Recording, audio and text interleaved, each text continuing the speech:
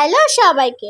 বাপের বাড়ি থাকলে যা যা হয়, এখন এদিকে চলছে আলু কাবলি পিকনিক। আর আমি এদিকে মশলাগুলো বেটে নিচ্ছিলাম, আর দিদি ওদিকে আলুগুলো কাটবে বলে রেডি করছিল, আর আমি এদিকে লঙ্কা আর যা যা মশলা দেয় সেগুলো বেটে নিচ্ছিলাম। আর যেটা ছাড়া একদম অসম্পূর্ণ হচ্ছে গিয়ে আলু কাবলি, সেটা হচ্ছে তেঁতুল।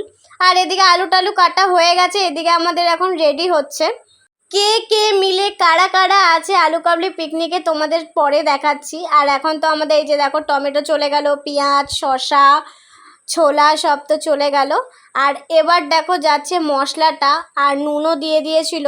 আর এই যে এখন দিচ্ছে টক জল। বলো তো এবারে এইটুকানি দেখে কাদের কাদের জিভে জল আসছে? তারপর তো আরও বাকি আছে। এখন দিদি এটা মেখে নিচ্ছে। এইবার দেখো কি সুন্দর এসছে না কালারটা। আমরা যারা যারা আলু কাবলি পিকনিক করছিলাম ওখানে অনেকেই ছিল না, আর যারা যারা ছিলাম তাদের তো হাতে আলু কাবলি দিয়ে দেওয়া হচ্ছিল। আর আমি যখন এই ভিডিওটা এডিট করছি, মানে এডিট করতে করতেও আমার জিভে পুরো জল চলে এসেছিলো। আর আলু কাবলিটা খুবই সুন্দর খেতে হচ্ছিলো, আর মা তো এখানে সবাইকে দিয়ে দিচ্ছিল।